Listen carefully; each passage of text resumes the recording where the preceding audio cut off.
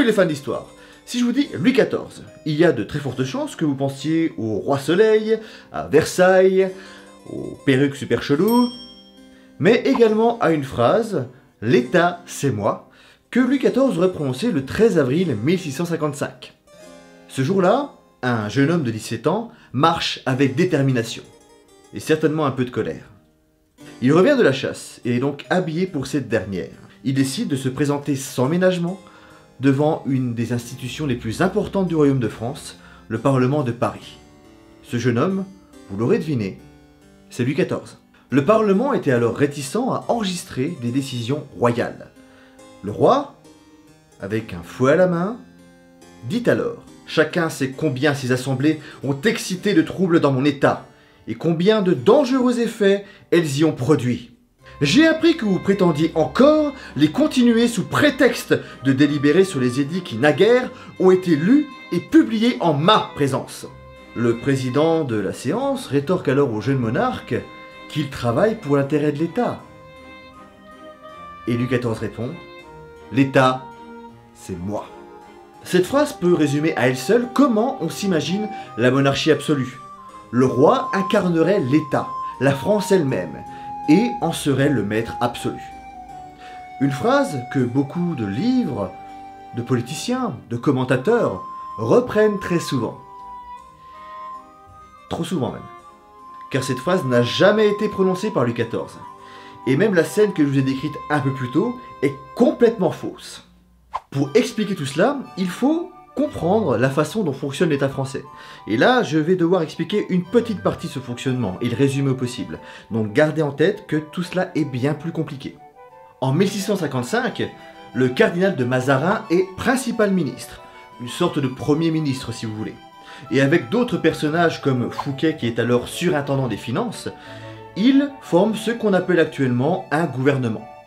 Ce gouvernement va prendre des décisions sous forme d'ordonnances ou d'édits qui vont être appliqués sur un territoire donné. Ça peut être le pays, ça peut être une province ou simplement une ville.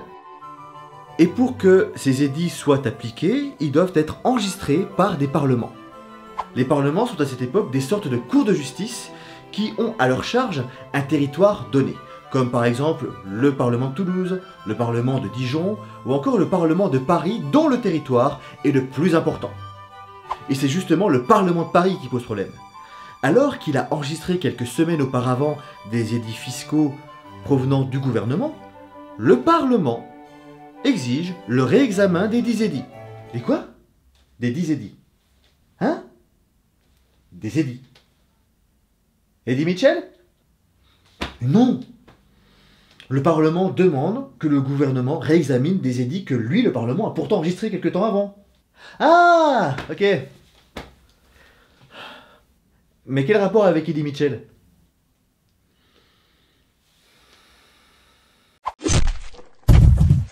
Cette manœuvre est assez problématique pour le gouvernement, car il peut se passer beaucoup de temps entre une décision et son enregistrement par un parlement. Et si une décision n'est pas enregistrée par un parlement, il n'y a pas d'application. Encore une fois, je résume très vite, c'est bien plus compliqué. Donc, techniquement, un parlement peut retarder une décision royale. Comme il cherchait un peu la muise au Parlement de Paris, parce que je suis désolé, quand t'enregistres des édits, c'est que c'est fait, tu ne reviens pas dessus 2 semaines après. Donc comme il cherchait un petit peu la muise, Mazarin va conseiller au roi de tenir un lit de justice. Bon, alors n'allez pas imaginer que Louis XIV rend la justice depuis son lit. Non, c'est le nom d'une séance spéciale pendant laquelle le roi vient en personne ordonner aux parlementaires d'enregistrer des décisions royales, et même si elles sont contestées par les parlementaires. En gros, ça donne ça. Enregistre ceci. Non. Bon, je viens chez toi et tu enregistres. D'accord. Et il faut savoir que cette manœuvre politique du Parlement de Paris va être utilisée plusieurs fois pendant l'Ancien Régime. Mais vraiment. Allez, enregistre, faut toujours que je vienne chez toi. Bon, bah ok, j'enregistre.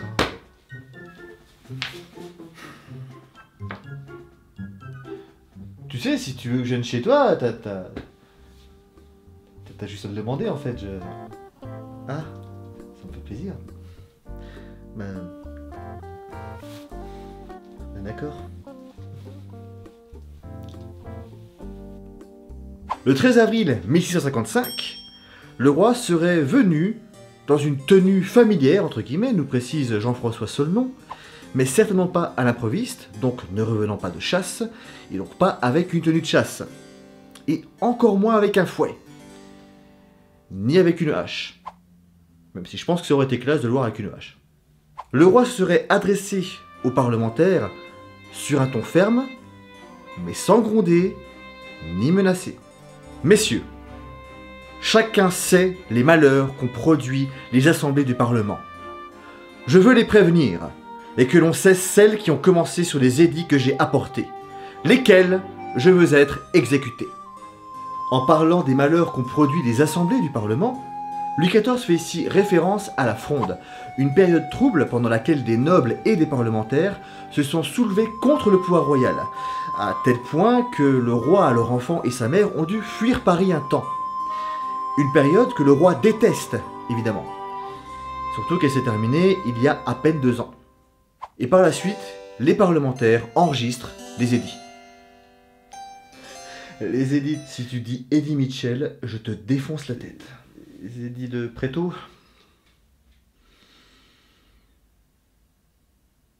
Méfie-toi. Méfie-toi. Quoi qu'il en soit, ce jour-là, ni même un autre jour, l'État, c'est moi, n'a pas été prononcé. Alors d'où vient cette phrase ? C'est l'historien Le Montet qui, en 1818, a attribué ses propos au roi Soleil. Propos repris par la suite par Chateaubriand. Chateaubriand, en fait, c'était une énorme référence au XIXe siècle, en histoire, en France.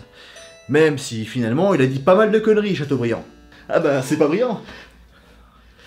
Ta gueule, ta gueule, ta gueule. C'est joli. Merci. Mais ta gueule quand même. Bon, pour leur défense, il faut savoir qu'à cette époque, les historiens étaient souvent des romanciers, qui avaient un peu tendance à embellir, à exagérer, voire comme ici, tout simplement, à inventer. Le problème, c'est que cette phrase, qui pourtant a été réfutée dès la fin du XIXe siècle par les historiens, a été reprise de nombreuses fois par beaucoup de personnes, notamment des gens influents, comme des journalistes ou des politiciens, et même des institutions. Par exemple, j'ai été très surpris de voir que cette légende a été reprise, expliquée et considérée comme étant réelle sur une page du site web du ministère de la Défense.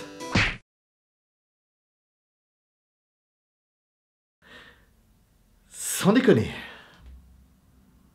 Avec cette histoire réinventée par Le Montet, on va très vite considérer que, sous la monarchie absolue, le roi peut faire tout ce qu'il veut. Alors qu'en fait, non. Alors j'ai pas le temps de vous expliquer en long et en large tout ce qu'un roi peut ou ne peut pas faire, hein, mais ça ferait une bonne idée de vidéo d'ailleurs. Mais en gros, il doit respecter la religion catholique, à peu près, hein. Oui d'accord. Il doit maintenir et assurer la justice et la paix au sein de son royaume et entre ses sujets, donc c'est-à-dire maintenir l'unité du royaume, éviter la guerre civile, rendre la justice, et faire appliquer la justice surtout. Il doit également respecter les privilèges des uns et des autres, hein, que ce soit la noblesse, les clergés, ça peut être également des provinces, ça peut être une ville, ça peut être un village. Oui, il faut savoir que les privilèges de cette époque ne sont pas l'apanage des nobles, et non. Et il doit respecter les lois fondamentales du royaume, il ne peut pas faire n'importe quoi, par exemple, avec la transmission de la couronne. Il ne peut pas faire ça. Hein? Ah non, mon fils il est con, j'ai pas envie qu'il hérite du royaume, hein, il va foutre la merde. Non, ça va être... Ah bah lui là, tiens. Ouais, le mec qui fait les poubelles là. Eh, vas-y, viens, toi, bah, tu vas être roi. Viens voir, viens voir. Hein? Ah non, mais je t'assure, mon fils, il est complètement con. Oh, je suis sûr que lui, il va même y arriver, hein. Il va même mieux diriger le royaume que mon fils, hein. Bah, déjà, lui, il a eu la jugeote de chercher des trucs dans la mer pour voir s'il n'y avait pas des trucs à bouffer. Parce que l'autre con de gamin, là, il aurait pas ça. Il saurait pas. Ah non, mais lui, toi, il a l'intelligence de le faire. Donc déjà, ça prouve que, hein, le mec, il sait survivre. Oh, puis il pue. Hein? Ah non, pas lui, mon fils. Ah mais je t'assure, il pue, hein. Non, lui, il sent comme moi, à peu près. Ouais. Bah ouais, au XVIIe siècle, bref. On se lave pas. Pourquoi faire? Vous comprenez, il y a des limites au pouvoir du roi. Et ce, même pendant la monarchie absolue. Et au XVIIIe siècle, le chancelier Henri-François d'Aguesseau qualifiera le monarque de roi à qui tout est possible, mais à qui tout n'est pas permis. Et dans ce qu'il ne lui est pas permis, le roi ne peut être l'incarnation de l'État. Il n'en est que le serviteur. Car comme le dit Jean-François Solnon, Louis XIV ne prétend pas absorber l'État. Celui-ci lui préexiste et lui survivra. D'ailleurs, celui qui contredit le mieux cette légende établie par Le Montet, c'est le roi Soleil lui-même. Sur son lit de mort, le 26 août 1715, Louis XIV dit alors « Je m'en vais, mais l'État demeurera toujours. » Donc, comme vous le voyez, l'État, c'était pas lui. Bah c'était qui alors? Bah c'est pas une personne, l'État, c'est l'État quoi, je veux dire, c'est... Ah. D'ailleurs oui. C'est quoi un État? Vous avez 4 heures. Bon courage. Le grand Louis est trépassé, les médecins ont trouvé de sang qui n'avait qu'une livre. Hélas que j'en suis étonné, car il nous avait bien sucé. Le grand Louis est trépassé, les médecins ont trouvé de sang qui n'avait qu'une livre. Hélas que j'en suis étonné, car il nous avait bien sucé. Le grand Louis est trépassé, et les médecins ont trouvé de sang qui n'avait qu'une livre. Hélas que j'en suis étonné, car il nous avait